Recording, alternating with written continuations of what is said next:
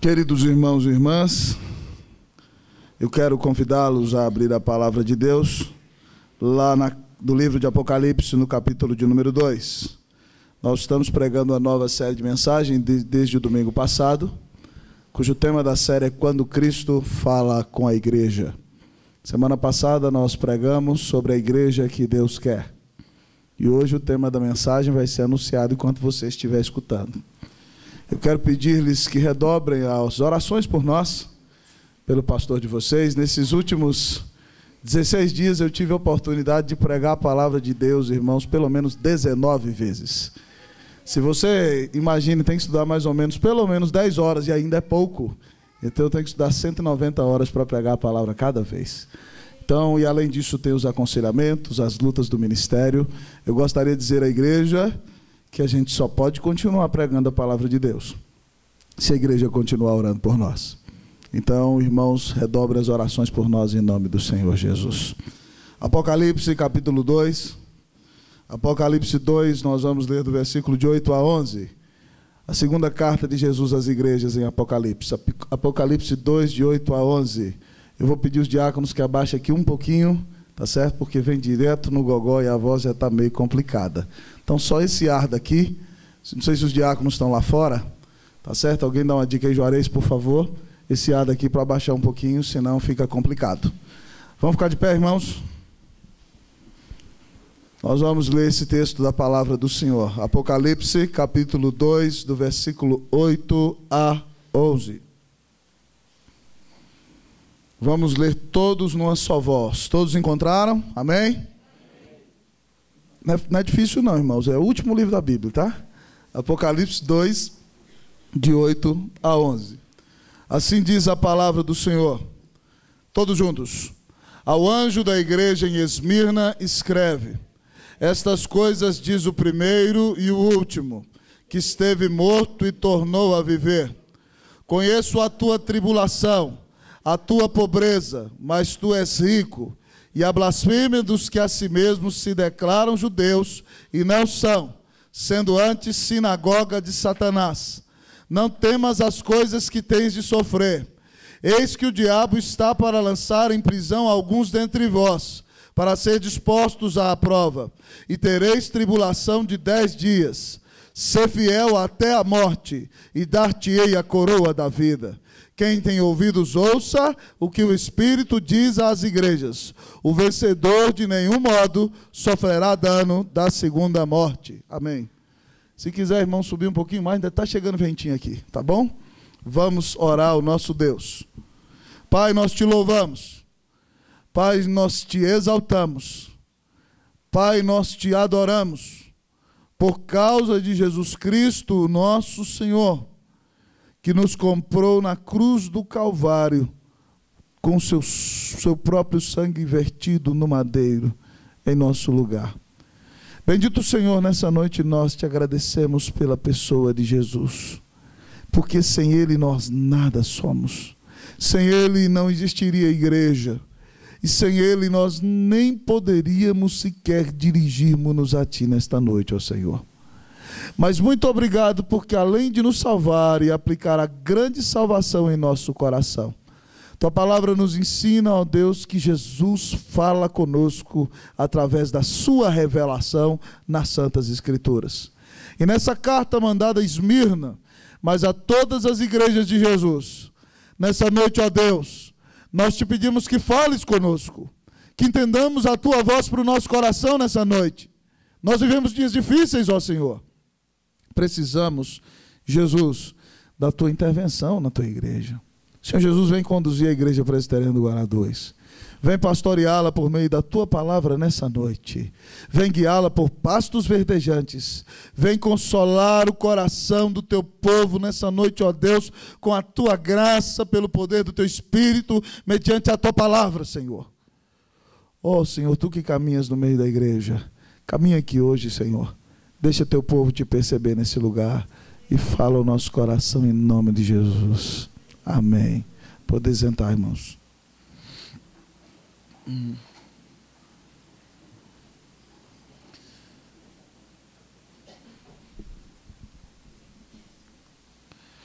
Cada época, amados irmãos, traz consigo as suas próprias dificuldades.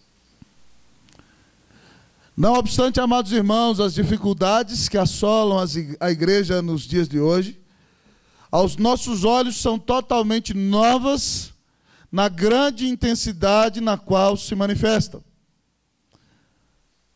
É impressionante perceber, irmãos, que nos dias de hoje a grande verdade de que todo mundo quer fazer o que quer chegou à igreja.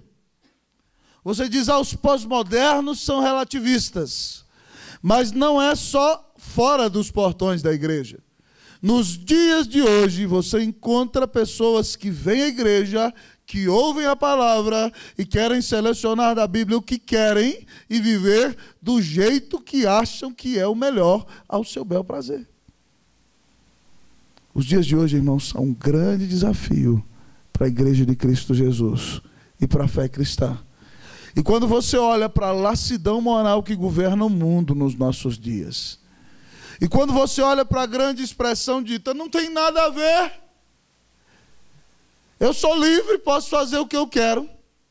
A grande pergunta nossa, a igreja de Cristo Jesus vai conseguir resistir nos dias da pós-modernidade?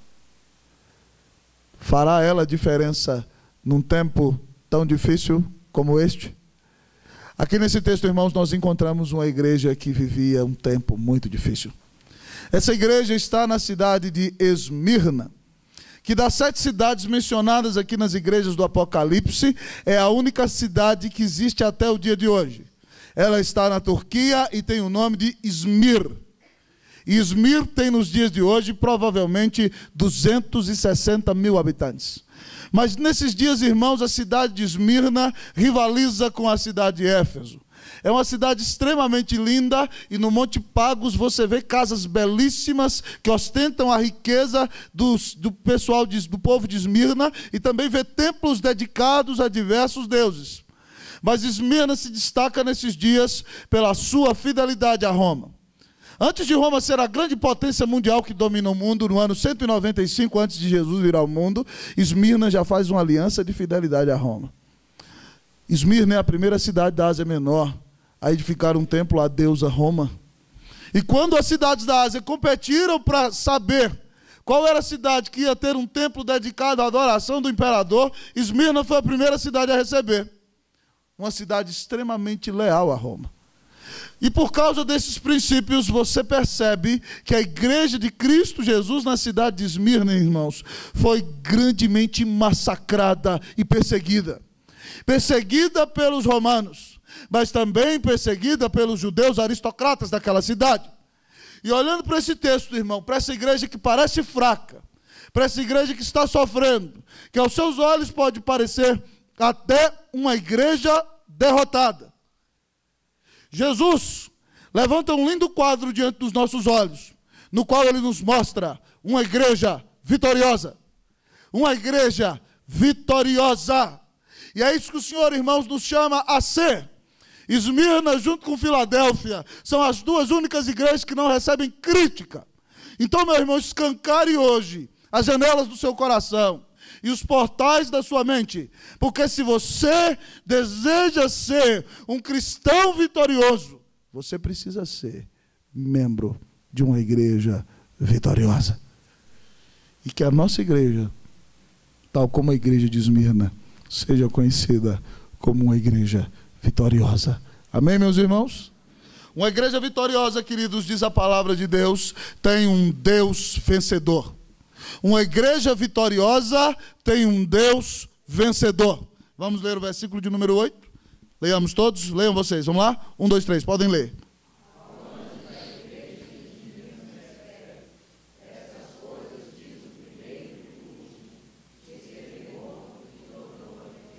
Mais uma vez a carta é dirigida ao mensageiro da igreja, ao pregador da igreja. Anjo aqui não é que tem um anjão na porta da igreja, não, irmão. É o ministro do evangelho. Angelos do grego significa mensageiro. A carta é dirigida ao pregador, porque a igreja é dirigida por pregadores fiéis à palavra do Senhor. E dirigindo então essa carta ao mensageiro, Jesus diz à igreja de Esmirna que ele é o primeiro e o último. O que ele quer dizer com isso? Que além de ser o principal que está acima de todas as coisas, nunca ninguém existiu antes de nosso Senhor. Ele é o primeiro, ele sempre existiu. Mas também, irmão, ele se apresenta a nós como o último. E o último é aquele que é o fim último de todas as coisas. E aquele para quem todas as coisas foram criadas. E aquele que é o único digno de glória, honra e louvor pelos séculos dos séculos. Quando Jesus se apresenta como o primeiro e o último, ele está se apresentando como o eterno. Aquele que não teve começo e de fato não tem fim. Aquele que perpassa todas as eras. Aquele que intervém em todos os tempos. Aquele que não muda e é Deus desde o começo até o final. Jesus Cristo é o eterno. Isso significa primeiro e último, ele é Deus. Mas o texto diz que ele não somente é o eterno, mas ele é um Deus vencedor. E aqui, irmãos, você vê o grande mistério, porque a Bíblia diz que Cristo é o eterno, mas Cristo veio à temporalidade. E sendo eterno, então, ele resolveu submeter-se às categorias de tempo, quando se encarna em homem, sem deixar de ser Deus. E vem e caminha nesse mundo e morre na cruz do Calvário no lugar do seu povo. Diz o texto que ele esteve morto. Mas, irmãos, o texto nos ensina que a morte não pôde detê-lo. A pedra não pôde impedi-lo. No terceiro dia, ao raiar do dia, Cristo se levantou, a pedra rolou, o Rei Jesus ressuscitou e a morte suplantou. E o seu nome para sempre exaltou. Queridos irmãos, Jesus Cristo é Deus homem. Tinha que ser Deus porque nós ofendemos a Deus. Tinha que ser homem porque nós pecamos como homem. Então Jesus Cristo, irmão, vai à cruz do Calvário e morre, mas ele ressuscita para dar-nos vida eterna, alegria e esperança em sua presença. O texto nos diz que uma igreja vitoriosa tem um Deus vencedor. Que coisa maravilhosa, irmão. Imagine se você servisse a um Deus que não é vencedor. Paulo, falando sobre a ressurreição em 1 Coríntios 15, diz que se a nossa esperança se limita somente a essa vida, nós somos os mais infelizes de todos os homens. Imagine, irmão, se Jesus não tivesse ressuscitado. Talvez aquele grupo que ficou fechado ali no cenáculo com medo dos judeus nunca tivesse se expandido. Eles estavam amedrontados, trancados, e se Jesus, daquele primeiro domingo à noite, onde há culto, se não aparecesse ali e dissesse a eles, paz a vós outros, talvez nós não teríamos conhecido nada do que temos recebido de parte de Deus. Então, meus irmãos, nós temos um Senhor que venceu a morte. Meu irmão, isso é um consolo tremendo para o seu coração.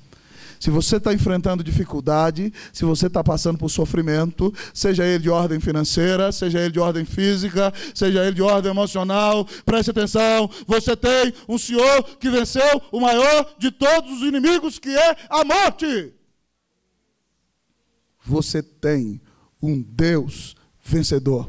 Paulo, escrevendo para os Coríntios, em 1 Coríntios 15, 3 e 4, diz assim: antes de tudo vos entreguei o que também recebi, que o Senhor Jesus morreu pelos nossos pecados, segundo dizem as Escrituras, e que foi sepultado e ressuscitou ao terceiro dia, segundo as Escrituras. Jesus está vivo, meu irmão. O seu Jesus não está cravado naquela cruz triste que muitas vezes você vê nos hospitais mais famosos dessa cidade, assim entristecido, humilhado, pobrezinho. Não, meu irmão! O seu Jesus é o Deus vencedor. Então, meu irmão, se o seu Jesus é o dono de tudo, é o Senhor de todas as coisas, é o Rei de quanto existe, é o Senhor de todos os mundos, de todas as eras, de todas as nações. Se Ele é o dono de tudo e quanto há, e o seu domínio é sempre eterno, então, em nome de Jesus, tenha coragem. Em nome de Jesus, não se desanime. Em nome de Jesus, ainda que você esteja enfrentando uma grande angústia, você já conhece o final da história, e você sabe que o seu Senhor está no controle de tudo. Coragem, crente! Em nome de Jesus. Uma igreja vitoriosa tem um Deus vencedor. Você é um cristão vitorioso? Então por que essa cara? Anima essa cara, dá um sorriso. Jesus já venceu por você. Uma igreja vitoriosa, além de ter um Deus vencedor, irmão, nos ensina a palavra, que uma igreja vitoriosa tem um Deus conhecedor. Uma igreja vitoriosa tem um Deus conhecedor. Versículo de número 9. Podem ler, amados irmãos.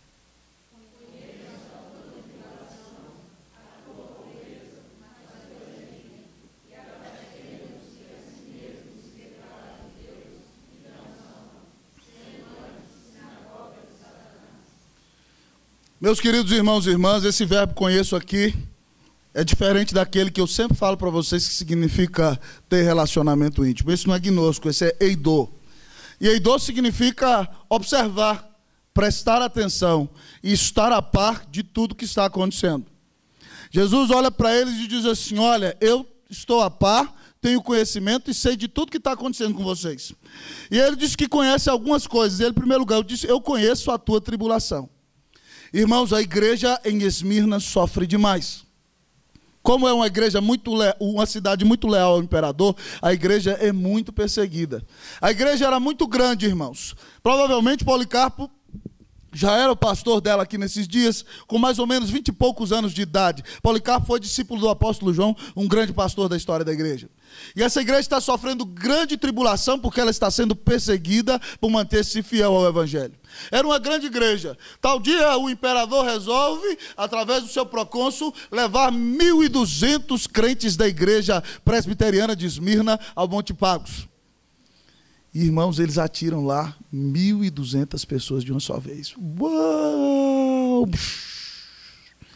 Sendo assassinadas e mortas por seguirem ao Senhor Jesus. Não satisfeito, o imperador de outra vez resolve levar mais 800, tá certo? E 800 crentes são lançados daquela grande montanha e caem, esmigalham-se espatifados no chão, porque não deixaram que sua fé fosse espatifada e execrada por aqueles que odeiam o Senhor Jesus. É uma igreja que sofre tribulação. O Senhor diz que conhece o que essa igreja está sofrendo. E se você está aqui e está passando tribulação, o Senhor também conhece o seu sofrimento. A ideia da palavra tribulação aqui é aperto, é ser esmagado, é essa a ideia. Mas ele diz também que conhece a pobreza. Irmãos, a cidade é muito rica e muitos daqueles que creram em Jesus nessa cidade eram de classes mais humildes. Mas aqueles também que creram em Jesus e eram ricos tiveram seus bens espoliados. Aqueles que eram comerciantes foram impedidos de realizar o seu negócio e tiveram as suas riquezas tomadas e se tornaram pobres. Irmãos, o grego tem duas palavras para falar sobre pobre. Uma delas, irmãos, significa alguém que carece do supérfluo, tá certo? Alguém que tem, talvez, as coisas básicas e necessárias para viver. E a outra palavra significa alguém paupérrimo. E essa é a palavra que é usada no texto aqui para pobreza. Aquele povo ali estava passando literalmente, irmãos, necessidade tremenda. É isso que essa igreja está passando. E ele diz: olha, aos olhos do mundo vocês são pobres, e aos olhos de vocês mesmos vocês são pobres. Mas quer que eu conte uma notícia para vocês? Vocês para mim são ricos.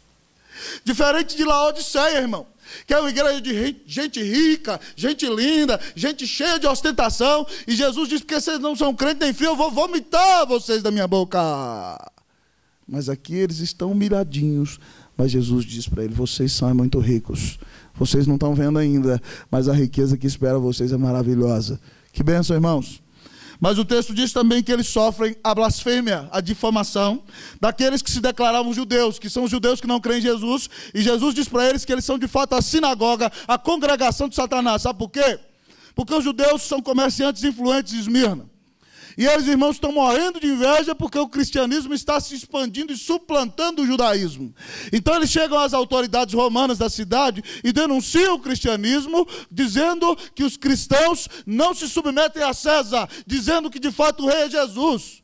E entregando, irmãos, os cristãos, eles estão trabalhando para o diabo. São a sinagoga de Satanás. Jesus diz para a igreja: eu estou vendo a difamação. Eu estou vendo o sofrimento, eu estou vendo a blasfêmia, eu estou vendo a angústia que você está passando. Jesus é o Deus conhecedor, irmão. Talvez você está aqui nessa noite perguntando: será que Deus se lembra de mim? Será que o Senhor está sentindo a minha dor?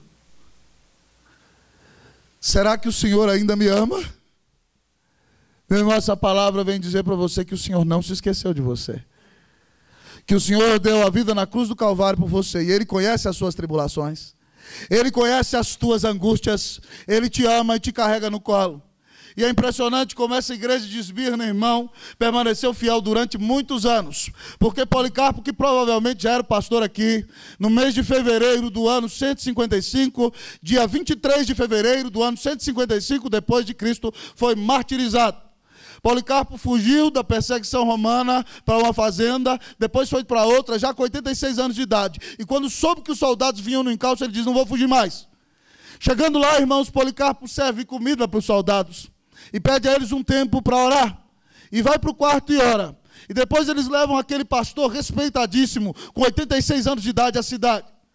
E, irmãos, o procônsul ameaça lá na arena. Esmirna era uma cidade de grandes jogos olímpicos como os de Atenas. Então, irmãos, eles o ameaçam com leões, com feras, e dizem a Policarpo: diga, César é Senhor. E ele diz, já velhinho, com aquela voz velhinha: Jesus Cristo é o Senhor. E aí dizem a ele o seguinte: seu Policarpo, o senhor já tem 86 anos de idade. Nega esse Jesus Cristo, o senhor está em bendita velhice e morre tranquilo, sem problema algum. Para que morrer uma morte humilhante dessa? E ele diz assim: 86 anos tenho servido o meu Senhor, e Ele nunca me fez nenhum mal. Como poderia eu negar aquele que me tem feito tanto bem? Então o procônsul diz: se o senhor não negar esse Cristo, eu vou queimar o senhor com esse fogo. Ele disse: se você me queimar com esse fogo, isso logo vai passar. Mas você é um ignorante sobre o fogo do inferno, que vai queimar todos aqueles que não amam e nem temem o nome do Senhor Jesus. Por que você ainda está demorando? E queimaram Policarpo, irmão, que morreu louvando e agradecendo ao Senhor Jesus pela honra de dar a sua vida por amor do seu Senhor. Irmão, a igreja sofre, mas o Senhor dá força para a igreja no meio da tribulação. Você passa por angústia, mas o Senhor não se esqueceu de você. A igreja passa por grandes lutas espirituais, mas o Senhor a ama profundamente. Ele deu a vida na cruz do Calvário por você, meu irmão. Ele não se esqueceu de você, minha irmã. Não se desanime, o Senhor está falando a sua alma hoje. Ele conhece a sua angústia, Ele te carrega no colo. Ninguém te ama mais do que Jesus. Uma igreja vitoriosa sabe que tem um Deus que a conhece, que a ama, que cuida dela. Coragem, irmão, o Senhor está cuidando de você. Deixa esse desânimo de lado, deixa essa depressão de lado. Creia em Jesus, olhe para a cruz. Jesus nunca te abandona. Ele disse que vai estar com você todos os dias, até o dia da sua volta. Então anime-se, levante-se, creia, Jesus cuida de você. Irmãos amados, uma igreja vitoriosa tem um Deus vencedor, tem um Deus conhecedor, mas tem um Deus encorajador. Uma igreja vitoriosa tem um Deus encorajador. Diga para o seu irmão: meu irmão, vamos lá, meu irmão, você tem um Deus encorajador. Para o irmão do outro lado: minha irmã, você tem um Deus encorajador. Versículo 10, vamos ler todo mundo? Versículo 10, vamos lá? 1, 2, 3, podem ler, irmãos. Não temas, vai lá.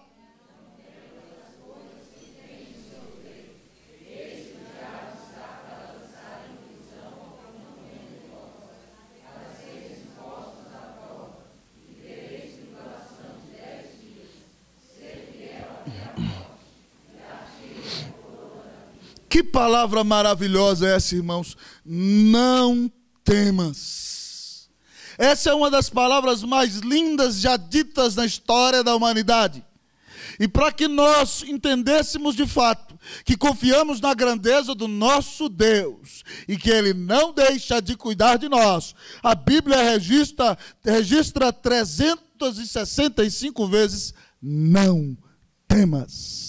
Cada dia que você levanta no ano, você escuta da Bíblia: não temas.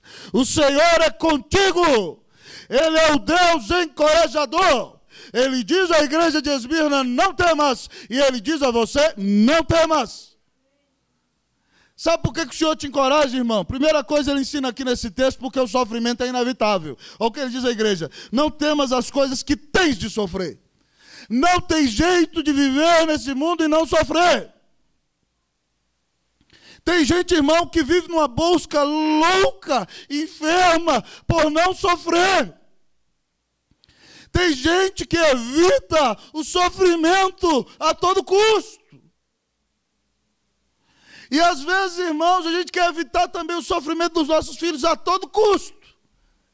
Você, quando tinha 15, 16 anos, pegava ônibus, andava para lá e para cá, era magrinho. Hoje seu filho com 18 está mais obeso do que o mundo, porque você não deixa o menino nem fazer 18 anos que já está dando um carro. Não pode nem pegar um ônibus. Não tem nada errado, viu? Pastor, o senhor está bloqueando meu carro, que negócio é esse? Que problema? Não, irmão. Às vezes o sofrimento faz bem para a gente dar valor nas coisas, sabia? Quando a gente geme um pouquinho, a gente dá valor no que tem. E aqui o texto diz aqui que você vai sofrer, não tem jeito de não sofrer. E se você fugir do sofrimento e correr e evitar, vai ser pior. Jesus disse para a igreja, ela vai sofrer e ela sofreu. Mas o Senhor disse para ela ter coragem, ele estava ao lado dela. Mas Jesus disse para a igreja também que às vezes o sofrimento é muito intenso. Olha o que ele diz: eis que o diabo está para lançar em prisão alguns dentre vós, para ser dispostos à prova. Tem dia, irmãos, que Deus deixa que nós enfrentemos grande batalha espiritual. Lá em Efésios a Bíblia fala do dia mau. Os puritanos chamavam esse dia da noite escura da alma. E eles acreditavam que esse dia era o dia em que o próprio Satanás, o príncipe das trevas, vinha contra você, cristão, para te destruir e acabar com a tua vida. E se não for o poder de Jesus, irmão, você não consegue permanecer de pé. Há uma batalha espiritual. Sua luta não é contra carne e sangue, é contra principados e potestades dominadores deste mundo tenebroso. E Deus às vezes permite que o inimigo ataque a sua vida para provar para todo mundo que você é de Cristo Jesus. E não está com Ele só porque todas as coisas vão bem. Mas você está com Ele ainda sob grande ataque. O sofrimento é inevitável. E às vezes, irmãos, o sofrimento é muito intenso. Quem tem sofrido, quem já sofreu, sabe disso. Mas nesse momento de sofrimento, mesmo passando por grande angústia, você não pode perder a esperança, porque o Senhor está cuidando de você. Mas o texto continua a nos ensinar, irmãos, que esse sofrimento, graças a Deus, é passageiro. Olha o que diz o versículo. E tereis tribulação de 10 dias. Deca no grego. Significa um período perfeito e completo de tempo. Significa, irmãos, que essa tribulação ia passar, que ela tinha tempo determinado. Irmão, porque se a tribulação é eterna, ninguém aguenta, não é verdade? E Deus sabe o seu limite. Então ele diz para a igreja de Esmirna, vocês vão sofrer, mas fiquem tranquilos, vai durar só um tempo. E assim é com você, irmão. Você tem sofrido, tem passado por angústia, você diz, pastor, parece eterno, mas a Bíblia diz que vai passar. Vai passar. É passageiro, é transitório. Não se desespere. Não abra mão da sua fé. Não abra mão de ser fiel. Continue andando com Jesus. Porque você pode estar extenuado, mas pode ser que a tribulação já esteja terminando. Ela é passageira. E aí, irmãos, a grande bênção é o seguinte, é que além de tudo isso, o texto diz que esse Deus nos encoraja com recompensa. A tribulação é angustiante, mas depois dela, a grande recompensa. Olha o final do versículo, o que ele diz? Ser fiel até a morte. Vamos ler comigo, vamos lá? Ser fiel até a morte e dar-te-ei a coroa da vida. Você acha que ele está falando assim, ó, ser fiel até você fazer 50, 100, 70, 80, 90, 93, como a irmã Maria Geralda, que é uma bênção e está aqui e ainda entende a palavra? Pode ser isso também, mas aqui ele está falando o seguinte, você tem que ser fiel até na cidade, viu? Mas ele está falando aqui, seja fiel ainda em face da morte. Esse é o significado do texto. Ser fiel até diante da morte. Quando acenderem o fogo e dizer, vou queimar você, continua sendo fiel. Quando colocarem você numa arena com um leão que não come uma semana, cheio de ferocidade, mantenha-se fiel. Se te colocarem para lutar contra um grande gladiador que vem com a lança atravessar você, seja fiel. Se te colocarem na Cordilheira dos Andes ou lá no Monte Pagos para explodir e destruir você, para que você seja esmagado, continue sendo fiel. Seja fiel ainda em face da morte. Sabe por quê? Porque eu tenho para você a coroa da vida. A promessa de Jesus de salvação por graça, irmão, é a vida eterna. E aqueles que são salvos pela graça se mantêm fiéis, por serem salvos pela graça. E eles então verão a bênção de no final receber a coroa da vida eterna em sua cabeça, colocada pelo próprio Rei Jesus.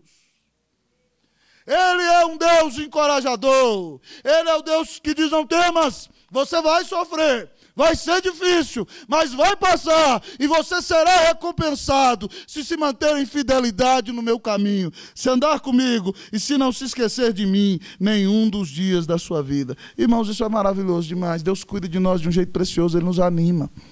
Paulo, quando está lá em Jerusalém, irmãos, foi preso, uma grande bagunça, e ele pensa: agora já é o fim.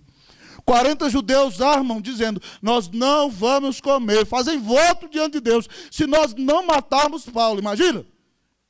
40 pessoas fazendo voto. Não vou comer se eu não matar Lauro. Já pensou um negócio desse, Lauro? Que coisa horrível. 40 pessoas. Parece o fim. Mas de repente, naquela grande celeuma, naquela angústia, a Bíblia diz que Paulo está lá na cela dele, e sabe quem aparece lá? O próprio Senhor Jesus. E a Bíblia diz que o Senhor Jesus se colocou ao seu lado e lhe disse: não temas, Paulo, porque do mesmo jeito que você deu testemunho de mim em Jerusalém, é necessário que você o faça em Roma. Meu irmão, na hora da dificuldade, o Senhor se coloca ao seu lado e te diz: coragem! Na hora da dificuldade, irmão, o Senhor te diz: ânimo! Irmãos, ontem eu fui pregar à noite, no aniversário da Igreja Presbiteriana da Alvorada. E estava tocando um grupo AME, gostei, da 8ª Igreja Presbiteriana de Belo Horizonte. E o irmão estava tocando, contou para a gente lá que no ano 2005 ele tinha uma fábrica, faliu, ficou sem nada, dinheiro para comer era curto, e ele é um pouco gordinho. E ele disse lá o seguinte, que ele gostava muito de Coca-Cola. E ele falando do cuidado de Deus, ele disse: teve um dia que ele virou para a esposa dele e falou assim: querida, não tenho dinheiro nem para uma Coca-Cola. E ele brincou: gordinho gosta de Coca-Cola, não é verdade? Ele até falou: pastor, será que vai ter uma cachoeira de Coca-Cola no céu? Hã? Eu acho que não, ele acha que sim. Mas ele falou: não tenho dinheiro para comprar nem uma Coca-Cola. Ele orou a Deus: oh Deus, eu não tenho dinheiro nem para comprar uma Coca-Cola. Ele disse, irmãos, que não sabe como. No outro dia, parou um caminhão da Coca-Cola na porta da casa dele. E ele recebeu Coca, Fanta, Quat, Fanta Uva, suco e tudo que ele podia imaginar. E ele falava que ele não tinha dinheiro nenhum, mas ele dizia que as pessoas se encontravam com ele: irmão, quer comer uma pizza? Ele: não, irmão, estou desempregado. É 0,800, irmão. E ele disse que nunca engordou tanto como quando estava desempregado. Eu fiquei muito feliz e achei muito engraçado, irmão. Sabe por quê? Porque Deus cuida de nós, do jeito que a gente menos imagina. Quando você está naquele sofrimento, naquela angústia, o Senhor vem e faz um agrado e mostra: olha aqui como é que eu estou cuidando de você. Olha como é que eu estou te abençoando. Naquele dia que você diz: Deus, estou esquecido. Deus, o mundo esqueceu de mim. Deus vem e faz carinho em você, te carrega no colo. Ainda que o mundo tenha se esquecido de você, eu não me esqueci de você. Eu ainda me lembro de você. Louvado seja o Senhor! Coragem, crente! Ainda que nós passemos por angústia, continuemos lutando, porque o Senhor está conosco e Ele é o Deus que nos encoraja. Ele é o Deus que nos anima. Louvado seja o Senhor. Amém, meu irmão? Uma igreja vitoriosa tem um Deus vencedor, tem um Deus conhecedor, tem um Deus encorajador. Mas uma igreja vitoriosa tem um Deus fiel. Diga: eu tenho um Deus fiel. Não vou cantar Tu és fiel, senão vai demorar mais, tá bom? Mas vamos ler aqui, versículo de número 11. Todo mundo, vamos ler comigo? Versículo 11, todo mundo, vamos lá? Quem tem ouvidos, ouça o que o Espírito diz às igrejas. O vencedor de nenhum modo sofrerá o dano das... Leia mais uma vez aí, vamos lá para gravar no seu coração. Pode ler. Quem tem ouvidos?